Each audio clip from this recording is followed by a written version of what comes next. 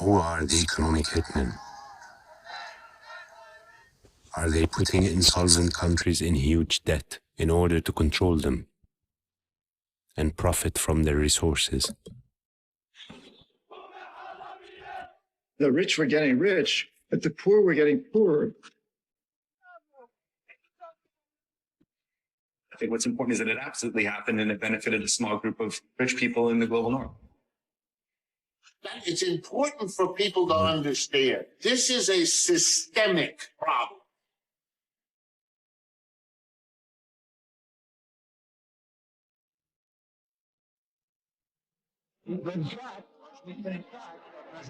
Crashed into one of the towers.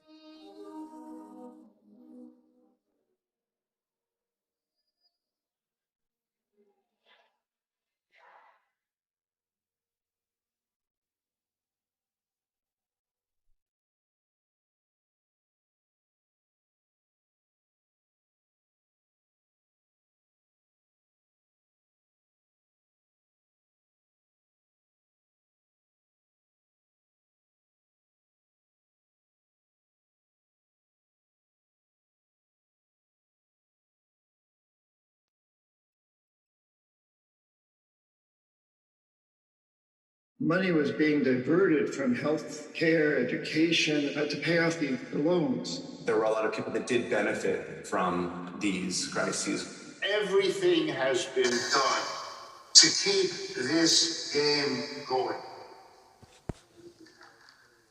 Are there economic hitmen from powerful organizations that get poor countries to sign up for infrastructures that they don't necessarily need and take up loans that they essentially cannot repay in order to make profit?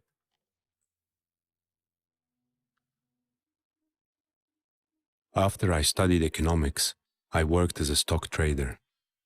I traded stocks and bonds for a few years.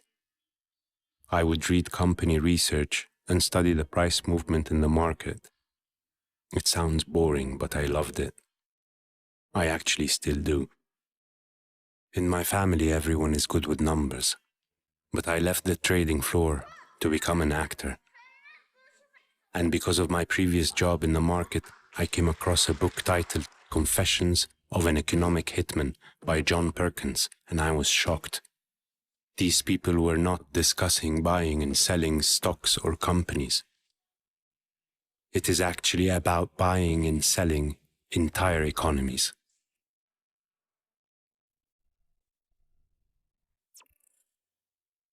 The writer talked about economic hitmen who coordinate with bigger nations to exploit and devour poorer countries. Professional people whose job is to deceive countries and extort them with trillions of dollars. Is this a colonial tactic to strip countries of their resources and political will? A country that needs to build or renew its infrastructure will need capital. It also needs the expertise, technology, equipment, and all of that. Developing countries likely will import some or all of this from another country. In order to pay for the imports, they will take a loan. It seems simple and straightforward, right? Fortunately, I can talk to someone who did this job. His name is John Perkins. I want to ask him about his previous job. I was recruited by a big international consulting firm called Charles T. Main, which has since been bought, so the name no longer is out there. My title was chief economist. And I had as many as 50 people working for me. My job really was to identify countries that had resources our corporations wanted, like oil, like in the Middle East, oil, and then to arrange for a huge loan to that country from the World Bank or the IMF or one of the sister organizations. But the money would not actually go to the country itself. The country would collateralize the loan with its resource, but the money would go directly to our own corporations, big engineering companies like Bechtel and Halliburton and Brown and Root, and my own company would get a piece of the action to build infrastructure projects in the country. Things like power plants and industrial parks and highways, things that benefited a few rich people in those countries, as well as making huge profits for our own corporations. For a long time, I thought I was doing the right thing, as many people in that business do. But over time, I began to see that those statistics, GDP, gross domestic product, and other statistics are very skewed to the rich. And so the rich were getting rich, but the poor were getting poorer because money was being diverted from health care, education, and other social services, and just basic foods and supplies to pay off the loans. I should mention one other thing, that the presidents of these countries knew that if they accepted the loans, they were putting their countries deep into debt, but they were going to get wealthy off this. Their families were going to benefit because they owned the businesses, they owned the industries, they owned the things that were helped by electricity and so forth. But there was another incentive for them, and that was that what we call jackals were in the background. And these are CIA assets usually, who overthrow governments or assassinate their leaders.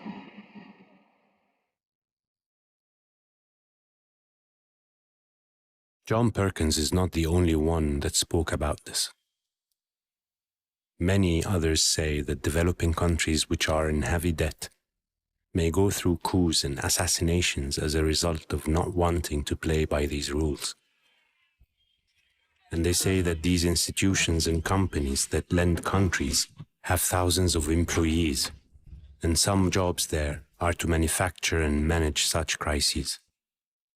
I reached Vincent Bevins, author of The Jakarta Method, a book which discusses the American intervention and collusion during the mass killings of Indonesians by their government in the 60s. I am sure he has something to say about this. Hi, Vincent. Are there figures like economic hitmen, really? Ones that force abusive contracts on nations and countries? What I can say is that in the second half of the 20th century, it was absolutely true that a lot of countries in the global south, countries that used to be part of something called the Third World Movement, ended up saddled with a lot of debt, which became unsustainable. And the fact that they were saddled with debt and the fact that the debt became unsustainable has a lot to do with institutions and actors based in the global north. So are these institutions and actors from the north economic hitmen? Who is benefiting from this? There were a lot of people that did benefit from these crises, whether or not they were financial actors or key players in international banks. I think what's important is that it absolutely happened and it benefited a small group of rich people in the global north. And do you think that these practices are still in place today? It's now fairly well recognized that the prescriptions the IMF was going around the world and handing out to indebted and poor countries were often very destructive. The IMF has even gone back on a lot of what it said in the past was the right medicine for a country that, quote unquote, had problems, even if those problems might have been generated by the system itself. But at the time, nobody was questioning this. And the fact that the IMF 20, 30 years later says, oops, we actually might have ruined half the world's countries doesn't change the fact that we're still on the path today that was created by those actions generations ago. From an economic perspective, and even capitalistic one, wouldn't you say that keeping everybody healthy with good purchase power to engage in the global economy is better for the whole world than crippling them by loans that they cannot repay? This is the paradox at I think, the heart of liberal ideology, right? Because one would believe, based on the tenets of economics practiced in the English-speaking world, and one would believe, based on the ideals of liberalism in general, that it would be better for everyone to make sure the countries in the global south are growing just as fast and as robustly as any other country. But what we have seen is that did not happen over the last 70 years, and countries in the global north are still doing just fine. In the middle of so much data, someone could say, well, these countries and regimes accepted the deal and committed willingly. Nobody forced them. I will ask this question to the American economist, Richard D. Wolff. Hi, Professor Wolff. How are you? Very good. I'm very glad to be here. What can you tell me about the so-called economic hitmen and corporations or institutions that strangle countries' economies? First of all, it happens all the time. It is nothing new. It is not rare. It is common. So somebody from a powerful corporation goes and Will sometimes connect to a local equivalent of himself and cut a deal and say, look, I'm going to get paid $10 million for getting this done. I will give you $2 million if you become my local eyes and ears to help me work this out. forgive me if I will sound naive, isn't the country receiving this loan participating willingly in this terrible deal? Happens all the time. People from third world countries can get into that because they understand this game and they get the job because they say, I know better about the details of local politics. And by the way, it often fails. Don't imagine it's all so smooth.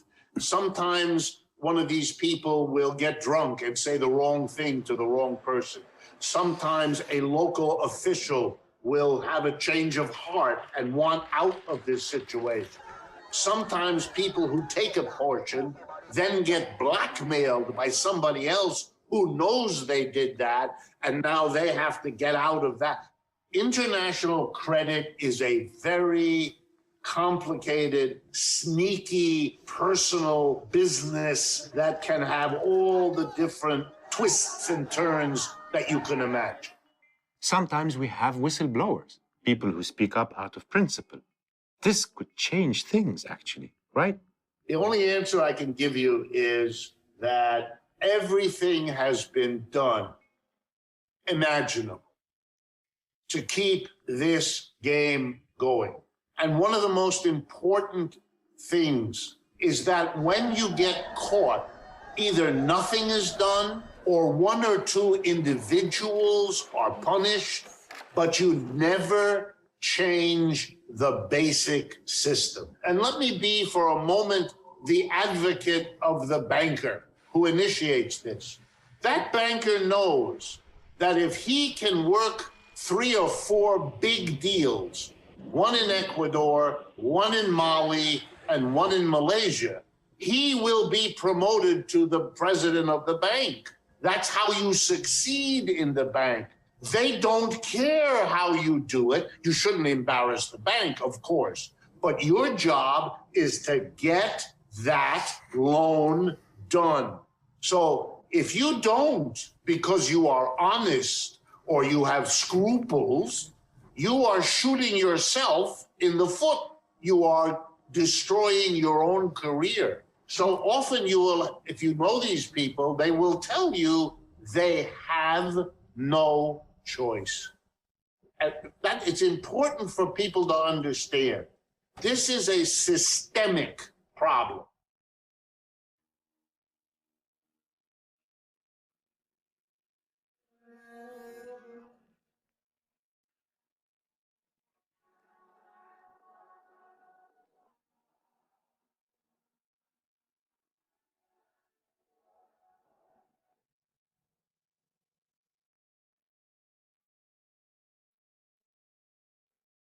After I left my job as a trader, I started a career in acting.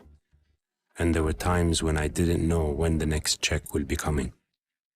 I understand how it is to be in a difficult financial situation and how this makes you vulnerable. Imagine when the entire economy of a state is placed on the betting table. This can put them in a vulnerable position, unable to negotiate anything but their survival. I know some questions are painful to ask, but I still will ask them.